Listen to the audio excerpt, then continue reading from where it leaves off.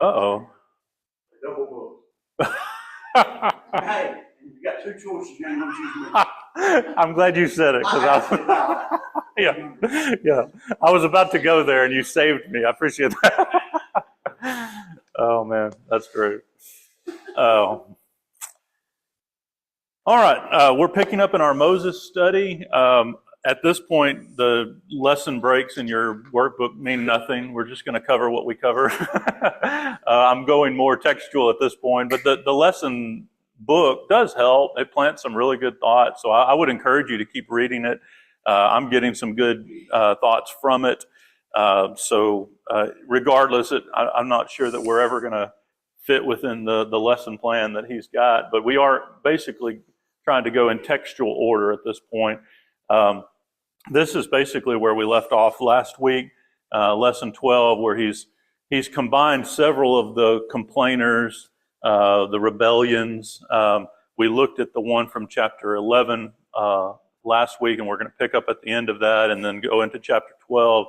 But then we're going to stop and we're going to deal with the events of chapters 13 through 15 before we move into chapter 16. I like to do it that way, so that's the way we're going to do it. As you're kind of scanning back over Numbers 11 and kind of getting back in that thought, remember this is the occasion where the people complain about the food that they're eating. They've been given manna. They've been given all they could eat of manna, and we know that they were at Mount Sinai for about a year, right at a year. And then they've moved toward the Promised Land for this first attempt to enter the Promised Land. It's over a year, but not much over a year that they've been on manna, and they're tired of it. They're tired of the manna. They ask for something else. In fact, rather than just saying, "Hey, Lord, could you please give us something else?" they complain and they murmur and they long for Egypt. We have made the point and Stephen makes the point in his sermon in Acts 7, their hearts were still in Egypt. Their hearts kept turning back to Egypt. And the fact that they, in their freedom and in their liberty and in all the wonders that they had seen, that they could somehow look back to their time as slaves with longing, that they looked back to their time as slaves with some kind of nostalgia for how good they had it. It's crazy to think about, and then you remember that's what we do with sin. That's what we do with our sin. We have a tendency to look back at those times with some kind of a longing, and we need to we have to attack that. We have to attack it. Try to get Egypt out of our heart. Anytime we find ourselves looking toward a sinful life, looking toward sinful activities with any kind of a longing, we need to attack it. We need to attack it. And this story is a great example of that. One thing that, of course, at this point, we'll move toward the end of the story, but at this point, part of the discussion has been that Moses it sounds like he's reached a bit of a breaking point as well, although he and I don't think in any way sins here, but he does make the point in verse 14, I'm not able to carry this people alone. He says in verse 15, to God, to Almighty God, in verse 15, if you will treat me like this, kill me at once. And that is the words of a man who's exasperated. He's trying to do everything that he can do, but he's gotten weary in well-doing, and he's basically like Elijah. I think it was Rhodes pointed out, like Jeremiah, like so many of other godly men that we see in the Bible. He's just tired. He's just tired, and I think we can all kind of understand that feeling. We can all empathize with that. I appreciate and love the fact that God seems to have no judgment for Moses on this occasion. He understands. God understands, and he gives him a solution. That to me is a beautiful thing to take from this story, is God understands when we have a lot on us. God understands when we are exasperated. Just don't let that push you into sin. Let that push you into the Lord's arms. Let that feeling drive you to the Lord rather than drive you to sin. Because he's patient with Noah. He's understanding. He gives Noah. Did I say Noah? Moses. With Moses, and he gives Moses the solution. He gives them the solution here. He's like, we're going to appoint these 70 elders. This is, we remember the story with Jethro, where Jethro saw all that was on Moses' shoulders, and he tells him to appoint men as judges. And there's some discussion of whether they had done that, and then now this is kind of a fine-tuning of that, or if they hadn't taken Jethro's advice yet. I think it's pretty clear that they did take Jethro's advice, and then this, I guess, would be more of a fine-tuning of it. But regardless, God is attuned to Moses' problems, and he's giving them the solution here, and he doesn't fault him or punish him in any way. So there may be some more thoughts off of that. But where we left off talking about last week was the solution and then Moses' doubts. The solution to their complaining, God says, I'm going to give you what you're asking for and more. I'm going to give it to you till it runs out your nose. He answers their prayers and just floods them with this. And you can see at the end of the chapter, this wind from the Lord, verse 31, brings the quail from the sea. I guess I could go ahead and put all that up there.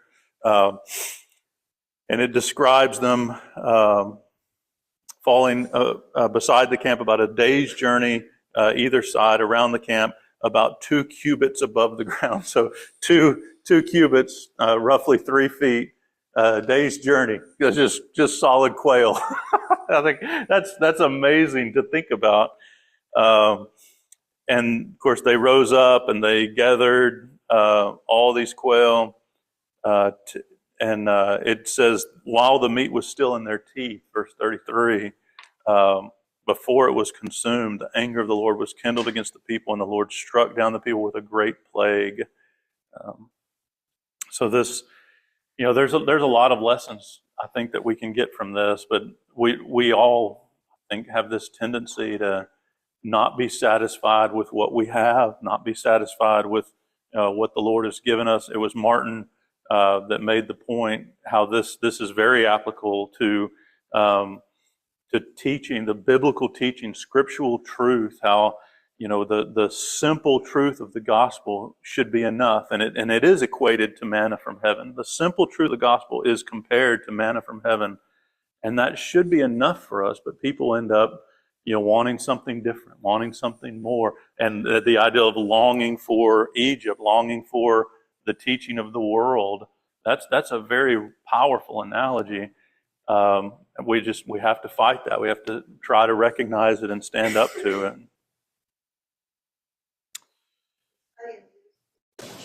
Well, that's exactly right. That's exactly right. Yep.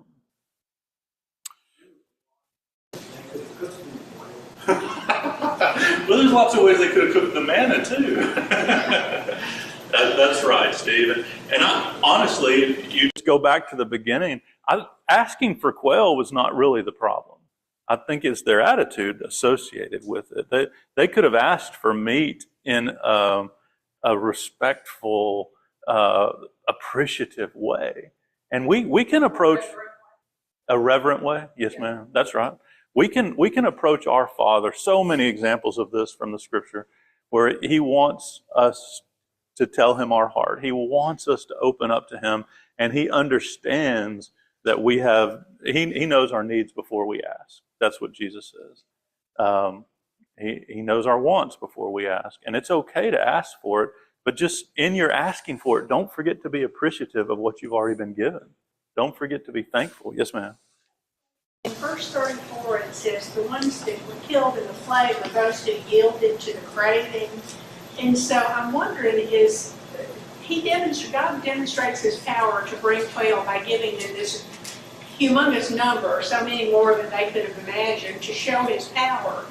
but not everybody did, like not 100% of the people were eating quail. There were the ones who were the complainers, it looks like, that, you know, went out and gathered it. But then there were the ones who were satisfied with what God had given and said, no thanks, manna is good for us. Yes, and I think one of the ways to help see that distinction is if you go back to verse 4, I forget who made this point last week, but in verse 4, it describes the rabble that was among them having a strong craving, which seems to be a minority of the people that are having this craving. They're the ones whom the plague really strikes.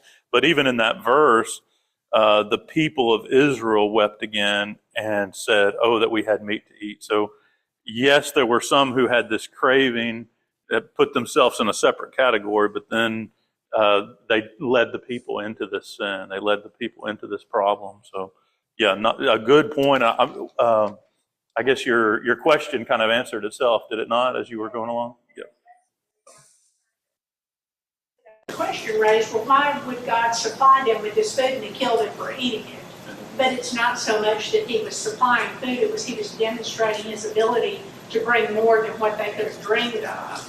So if he could do that, then he could supply them with manna and they should be happy with that. That's right. So what we're saying is that it was only a portion of these Israelites who ate the Had bread. the craving, yeah. Okay, and it was the mixed people, and we said last week, what did we say those things? Who are those things?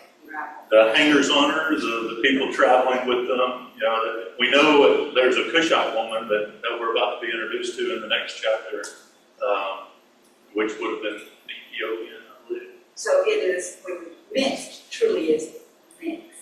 I think there's something alluded to there. I think that is a correct assumption to make. You know. Back in Exodus 12 and about verse 38, when they're leaving Egypt, it says that there's a mixed multitude that goes with them. So there may be some Egyptians that went with them as they departed. Maybe some other slaves that just said, hey, if these slaves are leaving, I'm out of here too. Yeah, it's an interesting story to think about. And I do think, I forget how it was worded, but Debbie even said it in her comment. The idea that God would give them what they asked for and let that be also the means of punishment. You know, that's something that you see in the scripture, you know, repeated, where it you know, again, be careful what you ask for, because it doesn't always come in the way you're looking for. You know, I think that even in the middle of this, if they had fixed their attitude, then it could have been different. But you see their attitude of gathering and hoarding and just devouring. It just sounds gross. It just sounds gluttonous. The very overindulgence Yes. is a sign of a lack of faith. It's an indication that, look at this 12, this may be the last weekend. Yeah, no faith at all. That's right. Not unlike those that initially ignored the gathering 2 days of manna. That's right. It sounds very similar. The fact that they would gather 2 days is an expression of a lack of faith. Yeah, especially with that one, because God had specifically told them how to gather and when to gather. That really connects with Moses' part in this, down kind of in the middle, where God tells him that he's going to give him, verse 19, he says, I'm going to give it to him for 20 days. So Moses communicated that to the people. They should have known. They should have known this is not a one-off thing. You know, this is not a gather all you can. These things are going to be here for 20 days. And Moses describes, well, at that point, I guess we should say, we don't know that it's quail yet. We just know that it's meat. And so Moses is confused. It says, the people that I am with, in verse 21, number 600,000 on foot. And we know that was the military men. And yet you have said, I will give them meat that they can eat a whole month. Shall flocks and herds be slaughtered for them? Would that be enough for them? Or shall all the fish of the sea be gathered together? Would that be enough for them? Moses, to me, shows a little bit of doubting here, or at least questioning.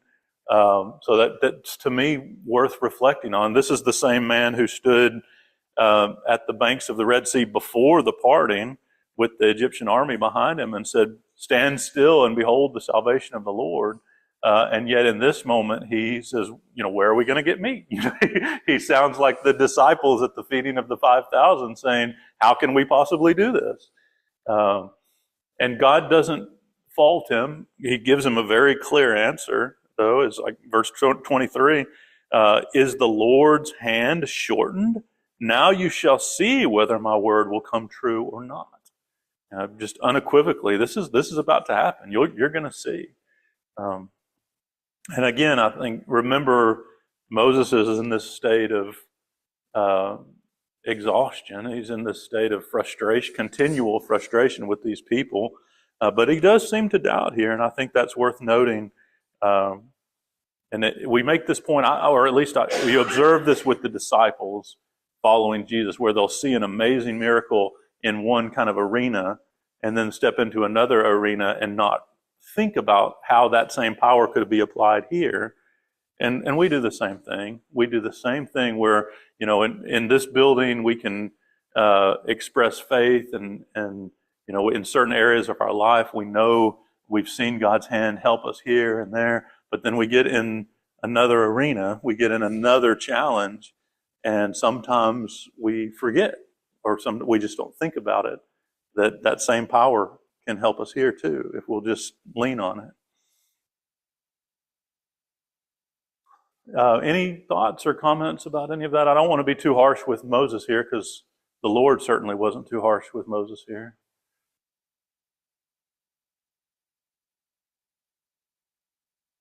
Any other thoughts about the story as a whole?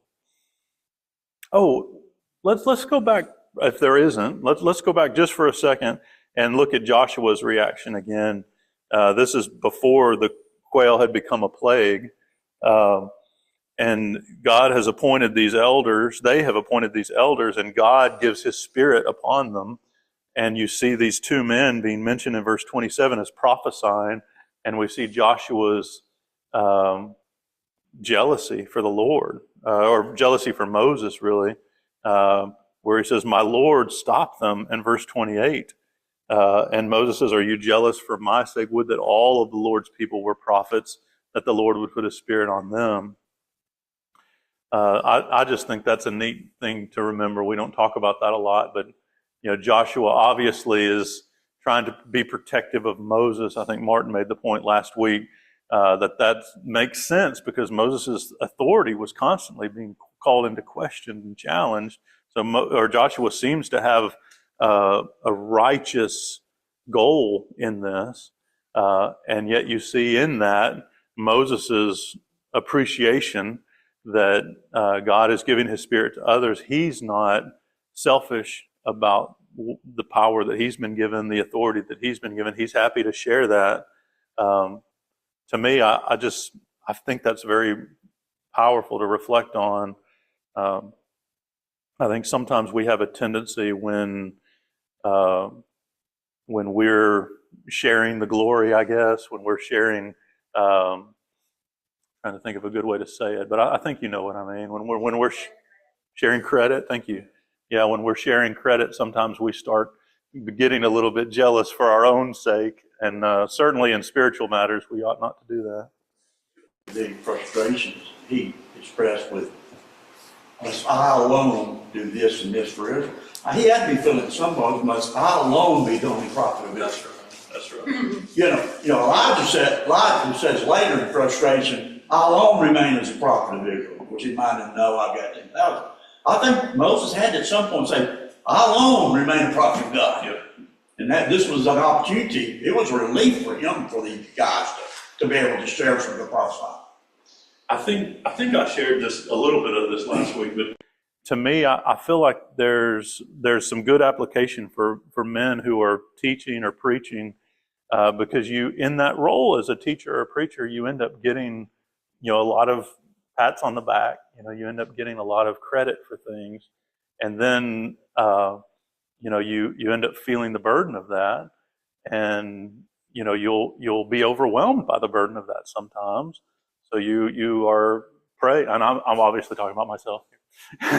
So you're praying, God, help me with this burden. I'm feeling overwhelmed. Give me some help. And then help comes, and there's a very human reaction where you're like, now I've got less credit. Now I've got less pats on the back. But that's good. You asked for that. And so let that happen. And I think especially maybe for older preachers who, are starting to see their time coming to an end, and you're handing off more and more responsibility to others and getting less and less pats on the back, that can be a hard thing. I've seen people struggle with that. So it's just something to think about, that anytime God's name is lifted up, anytime God's name is glorified, we ought to be thankful for that. And to me, the reason I say all that is because Moses shows that he was not just venting early in the chapter. He was asking for a solution, and when the solution was there, he was thankful for it. That's a really awesome. He prayed for something and was thankful when he got it, as opposed to the people who complained for something and were not really grateful or appreciative once they got it. It's a pretty good contrast there. That looked like he was taking some credit away from him. This was Joshua, wasn't it? Right, that's what I'm saying. Yeah, and I think, again, the point was made last week. You can forgive Joshua for feeling this way, because people were constantly trying to take that authority away from Moses. I think, again, all of what we're saying here about Moses is what makes his sin that's coming up that much more striking. It makes it that much more of a contrast to what we've seen, because he's constantly trying to deflect the glory off of himself. He's constantly trying to give God the glory. He's willing to let others, take the mantle when they will. And then you have that sin that's coming up where he says, must we bring water for you from the rock? It's a contrast. It's a huge contrast to the meek man that we're seeing over and over again. Good thoughts. So we can come back on some of that. We're not necessarily, some of this is going to overlap, but let's get into the next story in chapter 12. So don't know how much time passes between here. We know I think just thinking about the timeline, they're moving from Sinai up toward where they're going to attempt to enter the promised land in the next couple of chapters. And so I don't think a lot of time has passed between these two events. Verse 1 and 2, Miriam and Aaron spoke against Moses because of the Cushite woman whom he had married, for he had married a Cushite woman. And they said, has the Lord indeed spoken only through Moses? Has he not spoken through us also? And the Lord heard it. We have alluded to this event for a little while. Aaron obviously fails greatly at Sinai with the golden calf. But other than that, he has seemed to be, right there, with Moses, right there in step with Moses. He was the mouthpiece. He was supposed to be the one who was there to support and help Moses. He's the one holding up Moses' hand at that battle. And now he is speaking against Moses. Now he is challenging him. Has the Lord indeed only spoken through Moses? We know Miriam is referred to as a prophetess. But this, again, trying to put yourself in Moses' shoes and trying to think about what he would have felt, this would have been so frustrating, so painful.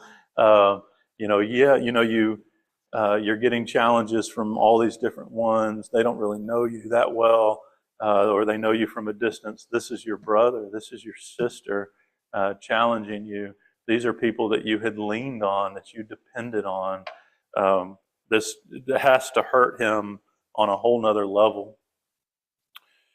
And I guess we could talk some about the Cushite one we alluded to earlier. I think that's Ethiopia, I believe. And this is the only indication of this, that Moses had taken on a second wife. We did have that indication that when after the circumcision of Moses' sons, that his sons and his wife had turned back to Midian, and then Jethro brings them back to him at Sinai. So there was a period of however long that was while he was in Egypt with the plagues and then crossing the Red Sea, where his wife was not there, and it seems obvious that he had taken another wife. Yes, sir. There are some commentators that suggest that it's Zipporah, who's the Cushite, and now they're making an issue of it. Oh, okay. And like I said, that's just an alternate type of thing. But Yeah. you know, one part of this too, though, and I like how you covered it in this outline, is the issue with the quail becomes an interruption. If you take what you just dealt with, where God gave his spirit, and Joshua is worried about, for Moses, and he says, I wish that all were prophets. And then you go straight into this one, Miriam, Aaron trying to basically kind of take that thing, and it's like, okay, now you're stepping too far. It's the Joshua and Miriam and Aaron are two sides of Yes, the same issue. that's right. You have Moses, and he's the one kind of being pulled on. Joshua with righteous anger, trying to make sure that God's spokesman has the proper glory, and then now Aaron and Miriam trying to take glory away from him and for themselves. Yeah, because these other people are now Exactly. prophecies of prophets 12. So That's right. Maybe things aren't as special. Their role has diminished some, perhaps too. Yeah, that's a great observation. Absolutely. And it is not clear. It may be that the Cushite woman is a additional wife, but it's not. We don't have enough information about Zipporah going back to even know what her origin was. So I guess the one thing that makes me still feel like this has got to be a second wife is at the end of verse 1, it says, for he had married a Cushite woman. In the narrative that we've been going, that's not new information. If that's Zipporah, if that's the same woman, that's not new information. You don't have to say that because that's already happened. He's already had sons.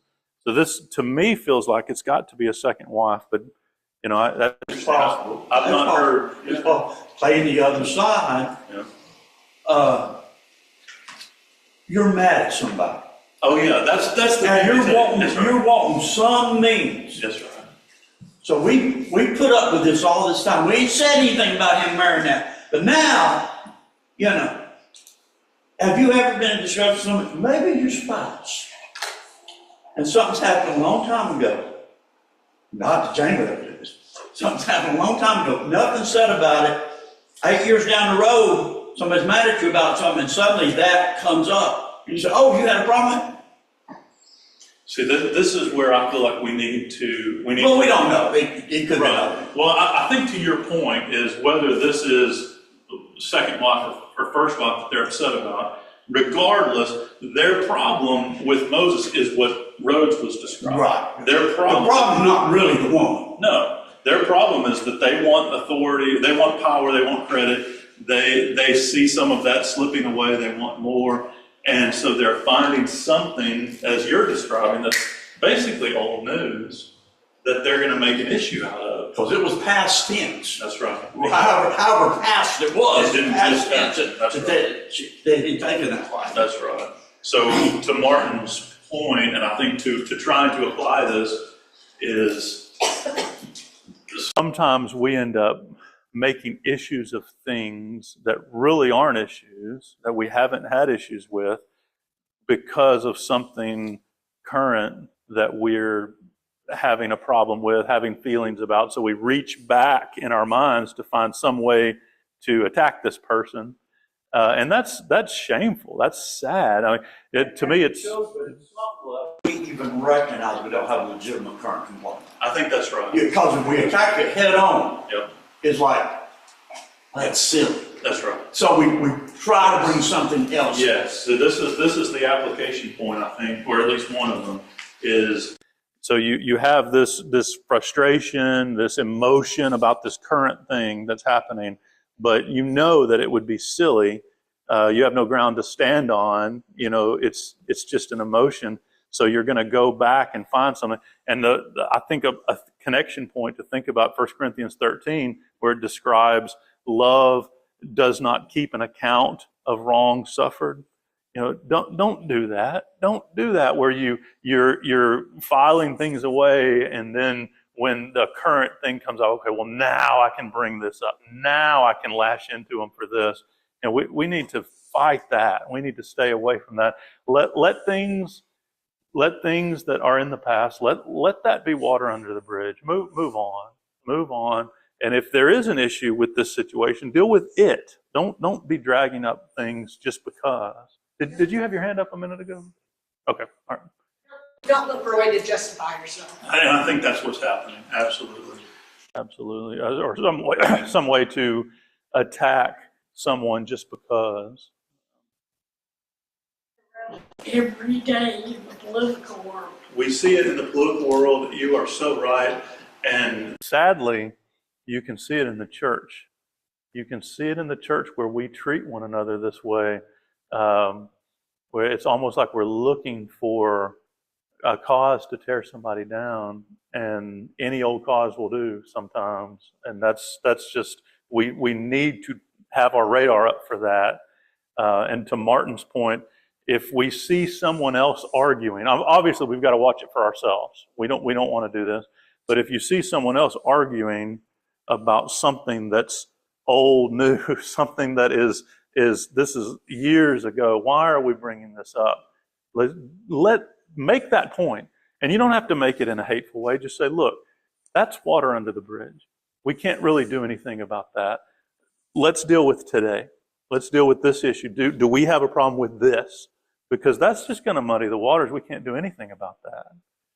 So, yeah, great application, great thoughts. I love God's response to this. Oh, yes, ma'am. Before we move on, there was a scripture reference to the Cushite and the Midian being the same. Habakkuk 3, 7, and 8. I see the tents of Cushan in distress, the tent curtains of the land of Midian tremble. Okay. They were bordering, and so some Hebrew and Septuagint references say that sometimes the Midianites are referred to as Cushites. Awesome, thank you for that. What is that reference? Habakkuk 3, 7. Habakkuk 3, 7. Thank you. All right. So we see God's response here, and everybody. I mean, the joke makes itself. You read verse 3, and okay, this is Moses writing. The man Moses was very meek, more than all the people of the earth. He's bragging on himself. But where does that come from? That comes from God. This is inspired. Moses is writing this, and that's why I put it in God's response here, because that's what God wanted us to know. God wanted us to know as you're reading this that this is, they're trying to make an issue of this, but this was not the issue. This was not Moses' fault. So the Lord says to Moses to Aaron and Miriam, "Come out, you three, to the tent of meeting." And the three of them came out. And the Lord came down in a pillar of cloud and stood at the entrance of the tent and called Aaron and Miriam, and they both came forward. And he said, "Hear my words. If there is a prophet among you, I, the Lord, make myself known to him in a vision. I speak with him in a dream. I, the Lord, make myself known to him." Verse 7. "Not so with my servant Moses. He is faithful in all my house. With him I speak mouth to mouth, clearly, and not in riddles, and he beholds the form of the Lord. Why then were you not afraid to speak against my servant Moses?" And the anger of the Lord was kindled against them, and he departed. When the cloud was removed from the tent, behold, Miriam was leprous like snow. And Aaron turned toward Miriam, and behold, she was leprous. And Aaron said to Moses, well, I guess we'll hold off for that in just a second. All right, so we see God's response.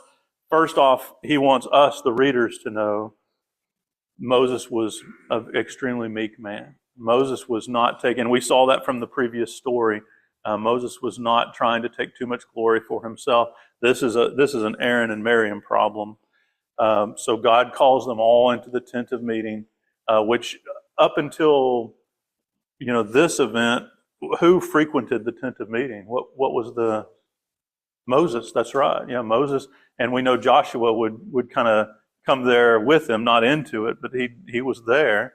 Everyone else kind of came out of their tents and would watch Moses at the tent of meeting. But I think this is the only indication that Aaron and Miriam were there. So this is, I wonder what they're thinking. I guess that's what I'm trying to get to is, here they've asked for some more credit, and here God's calling them to the tent of meeting like, this is our moment. This is our moment. Like, here we are. Or maybe they knew this is not going to go well. Yes, ma'am. The parallel, so with the 70 men, Moses calls them out, and it says in 11 and verse 25, Moses placed the 70 elders around the tabernacle. So he arranges them around the tabernacle, and the Lord comes down in the cloud, and he places his spirit on them. And it's almost exactly parallel language. He brings these three out to the tabernacle of meeting, the Lord comes down in the pillar of the cloud, and then like you said, I wonder if they were thinking, oh, okay, now it's our turn. I could see them feeling either way about it, but if they had any appreciation for what they had done that was wrong, and sometimes we don't realize, but I would imagine that they knew that they had overstepped. I would imagine that they knew this was probably not going to go well. But when God asked them this question, why were you not afraid to speak against my servant Moses? That's very powerful. That is very powerful. And we can make application to anybody who's speaking God's word, anybody who's speaking the counsel of the Lord, who's trying to quote scripture to us. And sometimes we kind of do what they did, where we're, because we don't want to hear the message of the moment, we'll start attacking the person, try to kind of diffuse that, and we'll speak against that person. Just imagine God saying, why are you not afraid to speak against my messenger? Why are you not afraid to speak against this one who is speaking for me? I love how in verse 8 it says he behold the form of the Lord. That makes me think about when his face would shine. That's right. Moses interacted with the Lord in a very special way. This is one of those texts where we see that just a chapter or two back, where it described him speaking as face to face, not actually face to face, but as a friend face to face, which is just awesome to think about. And they knew all of this. They had seen a lot of this. They had observed a lot of this. How were they not afraid to speak against Moses is a very real question. That's a very real question.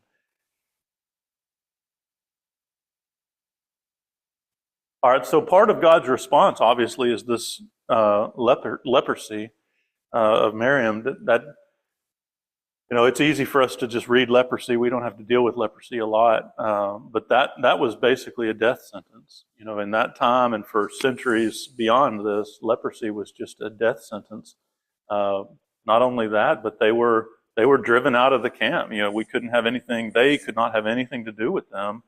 And so it's as if they're already dead. It's as if they're already dead.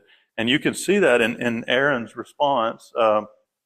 In verse 11 and 12, Aaron says to Moses, "Oh, my Lord, do not punish us because we have acted foolishly. Let her not be as one dead whose flesh is half eaten away when he comes out of his mother's womb."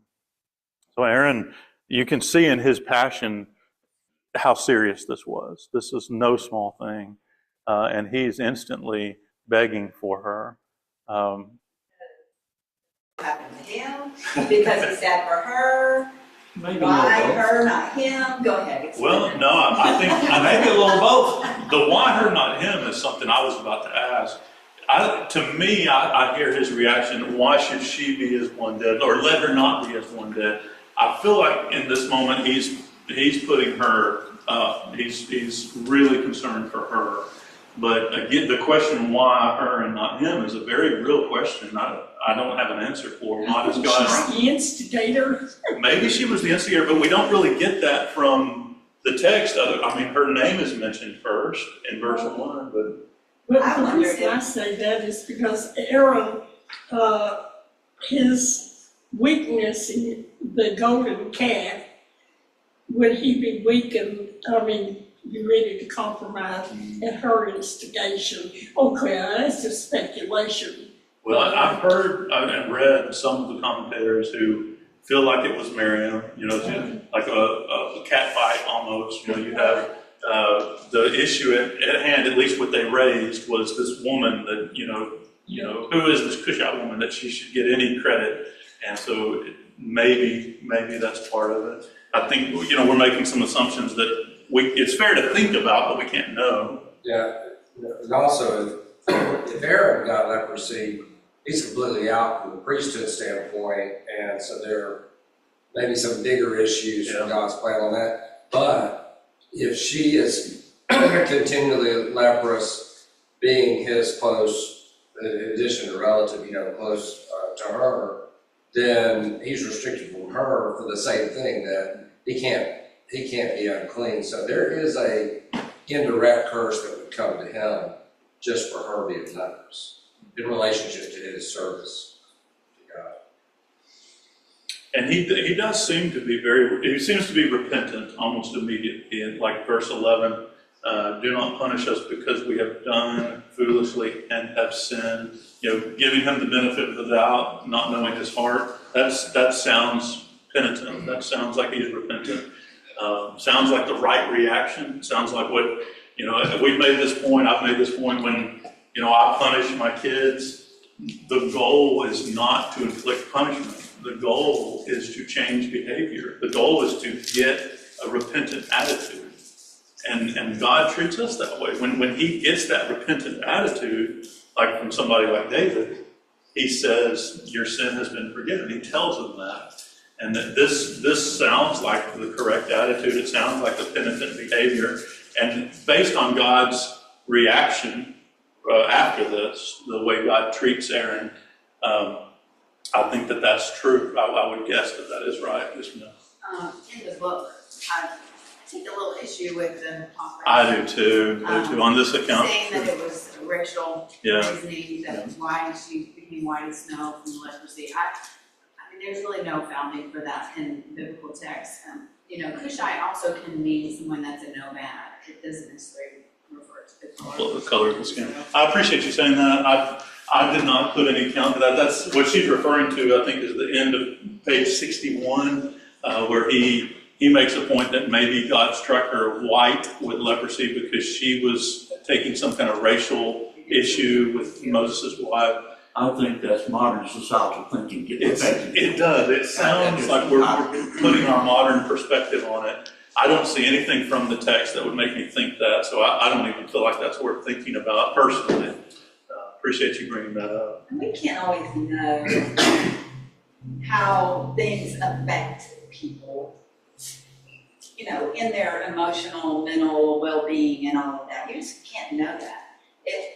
Aaron could have, as the leader, as the priest, the guilt he should have felt over the whole circumstance. Yes. And then to see, think about it. If you know you've done wrong and you see your family member punished because of your sin. Sometimes that would be worse, right? Yeah. So I've always, thinking about hell and what that means to us, I could easily see that what actually happens to us in hell could be something different for people in terms of some people and what the mental aspect is as opposed to a physical aspect, or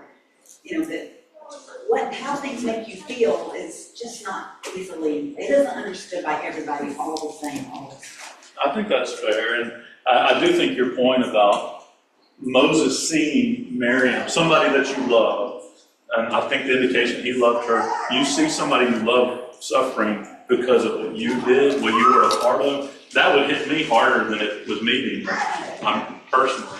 I feel like that's true. So he begs for her, and remember, who is he begging to? Ultimately, God. Aaron's direct. Aaron has to beg for mercy from the very man that he was just challenged. He knows that Moses is the one that needs to intercede. He knows that. So the argument in the beginning that, has the Lord only spoken to Moses? that they knew the situation. They knew if you need to appeal to God for something, you go through Moses. They knew that. You know, in answer to the question, is God only spoken through Moses? There's a sense in which that's no, we're all about to the prophets.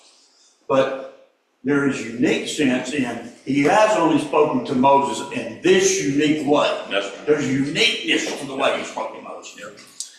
So we're going to have to come back on this. There's a few more points I want to make, but let me just say this too. We'll finish that story, but we're not going to go to chapter 16 next. So to prepare for next class, if you would, go ahead and read Numbers 13 through 15. We're going to take it in textual order and talk about the failed invasion, Numbers 13 through 15. So after we come back on the end of this story in chapter 12, we're going to do chapters 13 through 15. All right. Thank you very much. We'll pause till our worship hour.